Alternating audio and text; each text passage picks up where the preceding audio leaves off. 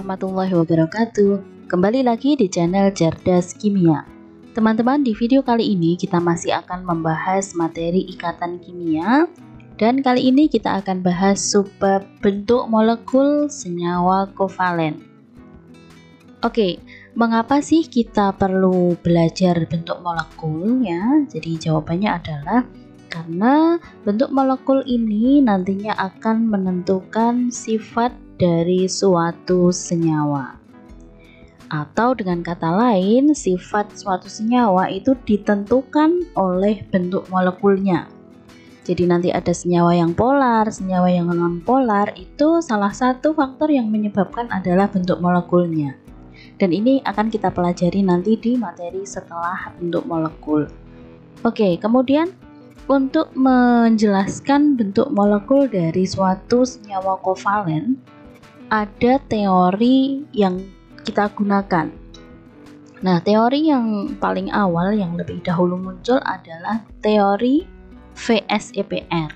Ini singkatan dari Valence Shell Electron Repulsion. Jadi teori ini secara singkat adalah menjelaskan bagaimana elektron atau pasangan elektron di dalam suatu senyawa itu mempunyai gaya tolak antara satu dengan yang lainnya, sehingga nanti atom-atom di dalam suatu molekul itu akan menempatkan dirinya menjadi dalam kondisi yang paling stabil. Nah, itu menurut teori VSEPR. Kemudian teori VSEPR ini disempurnakan oleh yang namanya teori domain elektron, di mana pada teori domain elektron ini nantinya dipertimbangkan jumlah dari pasangan elektron di dalam suatu molekul itu. Gitu ya. Nanti akan kita pelajari domain elektron itu apa, kemudian apa efeknya ke dalam bentuk molekul juga akan kita pelajari di video kali ini. Nah, di dalam kita belajar bentuk atau geometri molekul, ini nanti akan kita bagi menjadi dua bagian. Yang pertama adalah bentuk molekul dasar, atau istilah lainnya adalah bentuk molekul atau geometri molekul senyawa kovalen yang tidak punya PEB. Ya, jadi ini tidak punya pasangan elektron bebas. Lalu selain bentuk molekul dasar, kita juga akan belajar bentuk molekul dari turunan bentuk dasar itu, atau kata lainnya adalah bentuk molekul senyawa-senyawa yang punya pasangan elektron bebas. Karena nantinya keduanya ini berbeda gitu ya. Oke. Kemudian apa saja yang mau kita pelajari dari materi bentuk molekul senyawa kovalen? Yang pertama, nanti kita akan belajar istilah penting sebelum masuk ke bentuk molekul. Kemudian kita akan belajar bentuk dasar molekul yang tadi sudah saya sampaikan ya, bahwa bentuk dasar molekul itu molekul yang tidak punya pasangan elektron bebas. Kemudian kita juga akan belajar bentuk molekul turunan dari bentuk dasar tadi, di mana ini ada PEB-nya ya. Tetapi untuk video kali ini nanti akan kita fokuskan di bentuk molekul dasar supaya nanti kita lebih benar-benar memahami. Oke, kita lanjutkan ke istilah penting yang harus kita kuasai sebelum kita masuk ke materi bentuk molekul. Ada beberapa istilah penting. Yang pertama adalah PEI. Nah, PEI ini di video kemarin juga sudah ya. Ini adalah pasangan elektron ikatan, gitu ya. Pasangan elektron ikatan. Nah, kalau saya contohkan di dalam senyawa atau di dalam molekul NH3, maka PEI-nya ada 1, 2, 3. Jadi ini 3 ini yang saya beri tanda merah disebut PEI. Ya, sehingga dalam molekul NH3 itu ada 3 PEI. Kemudian PEB. PEB itu adalah pasangan elektron bebas ya. Pasangan elektron bebas itu berarti dimiliki oleh atom pusat dan dia tidak mengikat atom lain. Sehingga di dalam molekul NH3 ini PEB-nya ada 1 ya, karena ini 2 elektron itu kan 1 pasang. berarti PeB dalam NH3 ada 1. Nah, kemudian istilah yang ketiga adalah domain elektron. Domain elektron ini maksudnya adalah jumlah dari PeI plus PeB. Sehingga di dalam NH3 ini domain elektronnya adalah 4. Oke, jadi hal ini harus kita kuasai dulu sebelum nanti ke bentuk molekul. Kemudian istilah penting yang keempat adalah lambang molekul. Jadi lambang molekul itu dinyatakan dengan A, X, dan E, di mana A ini menyatakan atom pusat. Kemudian X ini menyatakan atom yang diikat atau atom tetangga. Kemudian E ini adalah menyatakan jumlah pasangan elektron bebas. Sehingga di sini kita contohkan NH3, maka ini simbol atau lambang molekulnya adalah, karena atom pusatnya 1 ya, N, berarti ini kita tulis A-nya 1. A1, kemudian X itu atom yang diikat ada berapa nih? Ada 3, yaitu 3 atom H, 1, 2, 3. Berarti X3, kemudian E-nya punya enggak? PeB-nya punya enggak? Punya. Dia punya 1 pasang elektron bebas, sehingga E-nya 1. E1 gitu ya. Nah, 1 itu tidak ditulis teman-teman, sehingga A1X3E1 ini menjadi AX3E. Oke, jadi seperti itu teman-teman untuk menuliskan lambang molekul ketika kita akan ke bentuk molekul. Jadi ini nanti penting sekali, harus kita ketahui sebelum kita belajar ke bentuk molekul. Oke, kemudian kita lanjutkan ke geometri dasar dari molekul atau struktur dasar dari molekul yang tidak punya pasangan elektron bebas. Jadi kita penting sekali paham ini dulu sebelum ke bentuk molekul yang lebih rumit gitu ya. Yang pertama, bentuk molekul dasar ada yang namanya linier.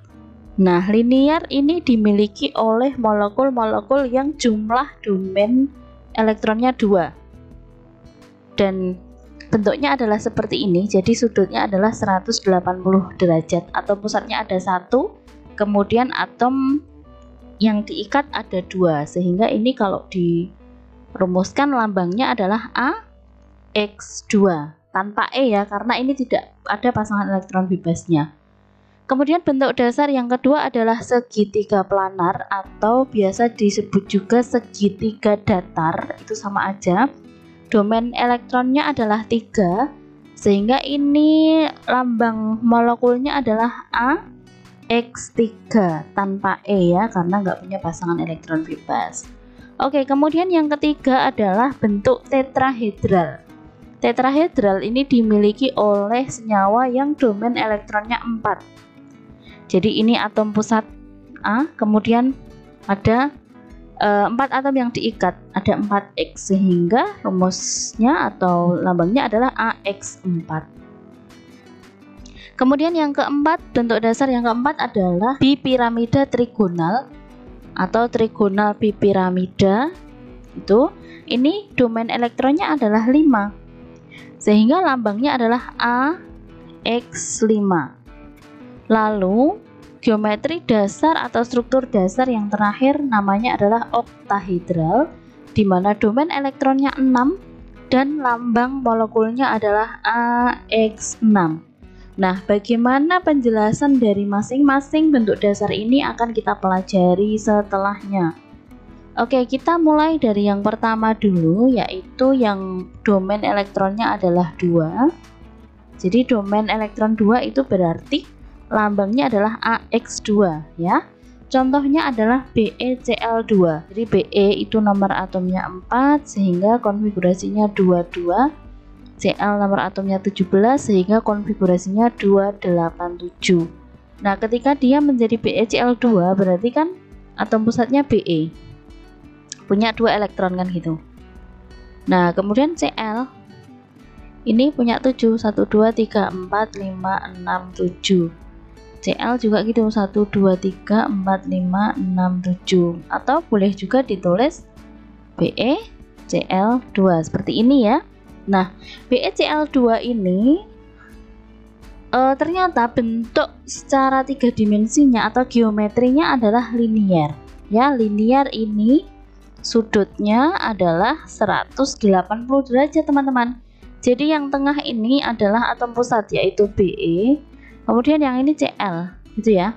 Nah, ini lihat sudut ikatannya antara BeCl yang satu dengan BeCl yang kedua adalah 180 derajat.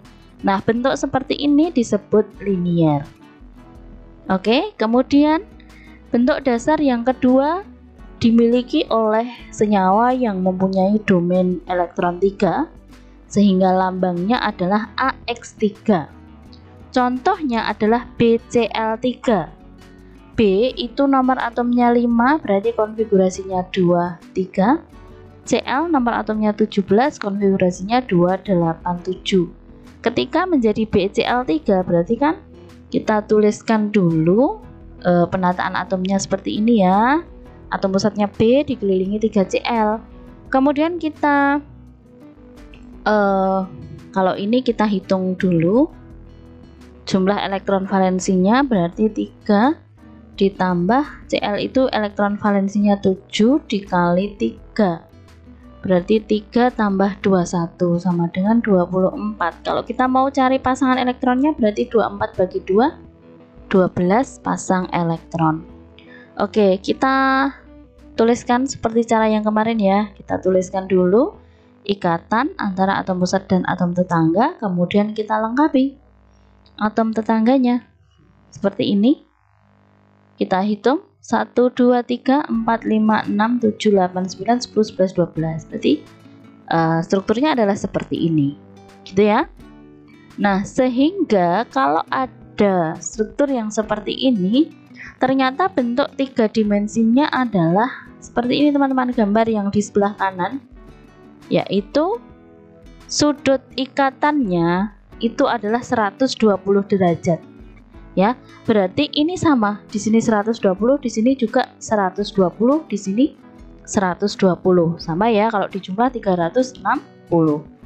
Nah, yang tengah ini adalah B gitu ya. Kemudian Cl-nya adalah yang ini, yang kuning ini ya, ini Cl, BCl3. Nah, sudutnya 120 derajat.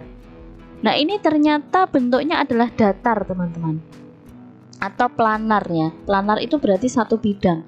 Kalau digambarkan misalkan ada bidang datarnya ini yang biru ini BCl3 itu seperti ini, jadi datar gitu ya, datar seperti ini. Nah, ini disebut struktur segitiga datar, atau nama lainnya adalah segitiga planar ya, sama aja ya. Oke, seperti itu teman-teman. Kemudian kita ke bentuk dasar yang ketiga dengan domain 4. Berarti kalau domain 4 itu lambang molekulnya adalah AX4. Contohnya kita temui pada CH4. Langsung saja ya, CH4 itu C itu elektron valensinya adalah 4, H itu 1, karena ada 4 atom H berarti 1 kali 4, berarti ini ditambah ya, 4 tambah 4 sama dengan 8 elektron. Kalau kita mau cari pasangan elektronnya berarti 8/2 sama dengan 4 pasang elektron.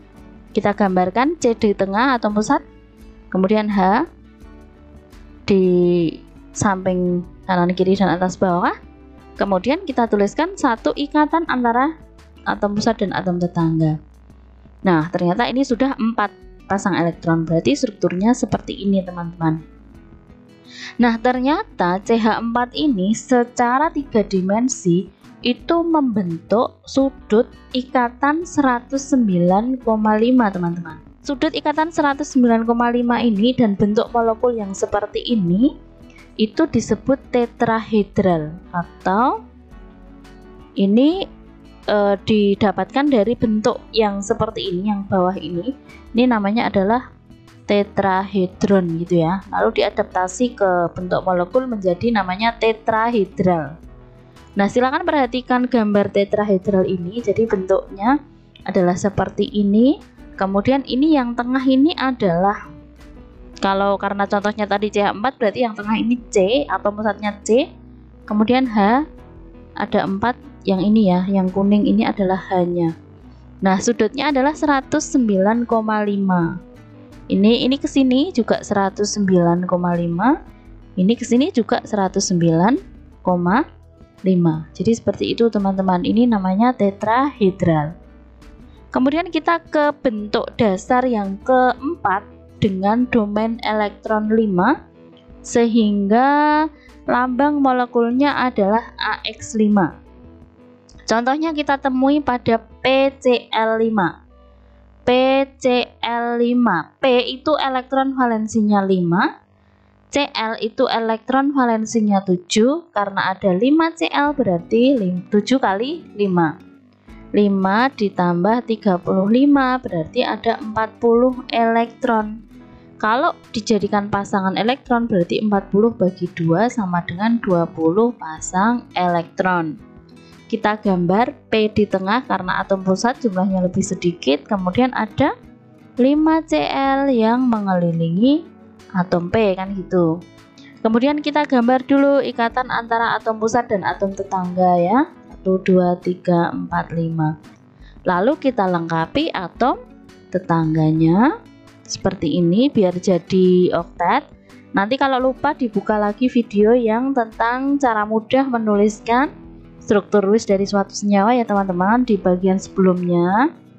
Oke, nah ini jadinya seperti ini teman-teman, PCl5, atau boleh juga kita gambarkan begini. Jadi elektron yang di atom Cl tidak digambar juga nggak apa-apa, seperti ini ya. Nah, ternyata bentuk 3 dimensi dari PCl5 dengan domain elektron 5 tadi bentuknya adalah seperti ini teman-teman. Bentuk seperti ini kita sebut dengan trigonal bipiramida atau bipiramida trigonal. Nah, ini diadaptasi dari bentuknya seperti ini ya. Jadi ada piramida atas bawah, jadi ada 2 sehingga disebut B. B itu kan 2 ya, trigonal bipiramida. Nah, seperti ini. Nah, ini kalau kita berikan nama-nama atomnya, karena tadi contohnya PCl5, berarti ini atom pusatnya adalah P di sini. Kemudian mengikat 5 atom Cl, gitu ya. Nah, ini berarti ini P, kemudian ini Cl, Cl, Cl, Cl, Cl. Nah, ini yang mendatar ya, ini mendatar ya. Oke, saya gambarkan dengan hijau. Yang mendatar ini, yang hijau ini, itu disebut sumbu ekuatorial. Kalau yang ke atas ini disebut sumbu aksial, yang biru ini ya. Nah, antara sumbu aksial dan ekuatorial ini sudutnya adalah 90 derajat teman-teman. Jadi ini 90 derajat ya, tegak lurus. Nah, antara yang mendatar, antara yang ekuatorial dan ekuatorial ini 120 derajat teman-teman. Nah, ini berarti ini ke sini 120. Jadi bisa bayangin ya, yang mendatar itu ada 3 atom dengan masing-masing sudutnya 120. Kemudian yang atas bawah itu ada 2 ya, dengan lurus ya, atas bawahnya lurus gitu. Seperti itu teman-teman bentuknya. Kemudian kita ke domain yang terakhir, bentuk dasar yang terakhir dengan domain 6, di mana lambang molekulnya adalah AX6. Contohnya kita temukan pada senyawa SF6. Kalau kita mau menggambarkan struktur Lewis dari SF6, S itu elektron valensinya 6, F itu elektron valensinya 7, karena ada 6 berarti dikalikan dengan 6. 6 plus 42 sama dengan 48 elektron. Kalau kita mau cari berapa pasang elektron berarti bagi 2 sama dengan 24 pasang elektron. Kita gambarkan, berarti S-nya di tengah mengikat 6F1, 2, 3, 4, 5, 6. Kemudian kita gambarkan satu ikatan antara S dan F, 1, 2, 3, 4, 5, 6. Lalu kita lengkapi atom tetangganya dengan elektronnya supaya oktet. Seperti ini ya. Lalu kita hitung elektronnya apakah sudah 24 pasang atau belum. 1, 2, 3, 4, 5, 6, 7, 8, 9, 10, 11, 12, 13, 14, 15, 16, 17, 18, 19, 20, 21, 22, 23, 24. Oke, sudah 24. Jadi sudah betul. Atau bisa juga kita tuliskan seperti ini teman-teman. Jadi elektron di F-nya nggak usah ditulis juga nggak apa-apa. Gini ya. Nah, ternyata SF6 itu secara 3 dimensi mempunyai bentuk yang seperti ini teman-teman. Bentuk yang seperti ini kita sebut dengan oktahedral. Nah, kalau teman-teman perhatikan gambar yang atas ini, yang di tengah itu adalah S ya, karena contohnya SF6 berarti yang di tengah ini S. Kemudian ini F-nya ada di atas, bawah, dan di samping kanan kiri seperti ini. Dengan sudut antara F yang di atas dengan F yang mendatar itu 90 derajat, berarti tegak lurus. Jadi bedanya dengan yang trigonal bipiramida tadi, yang di tengah ini ya teman-teman. Kalau yang di tengah ini yang mendatar ini, kalau oktahedral ada 4, kalau trigonal bipiramida tadi ada 3. Oke, seperti itu teman-teman. Jadi semoga ini bisa dipahami. Jadi memang ketika kita mau menentukan bentuk molekulnya itu kita harus tahu yang pertama domainnya dulu. Kita harus tahu domainnya dulu. Kemudian kalau domainnya sudah tahu, kita gambarkan nih struktur Lewisnya supaya nanti bisa mengira-ira gitu ya, mengira-ngira ikatannya ada berapa gitu ya. Kemudian ada pasangan elektron bebas atau tidak, itu kan diketahui dari dari rumus Lewisnya. Kemudian selanjutnya kita cari lambang molekulnya, baru kita tentukan bentuk molekulnya. Jadi seperti itu teman, kita sudah belajar bentuk dasar dari suatu molekul, dan ini nanti sebagai pijakan kita untuk belajar bentuk atau geometri dari turunan molekul-molekul ini. Jadi yang punya pasangan elektron nanti ada macam-macam, sehingga teman-teman alangkah baiknya memahami bagian yang ini dulu, baru nanti kemudian kita belajar ke bagian selanjutnya. Oke, seperti itu teman-teman. Terima kasih atas perhatian teman-teman. Semangat belajar dan wassalamualaikum warahmatullahi wabarakatuh.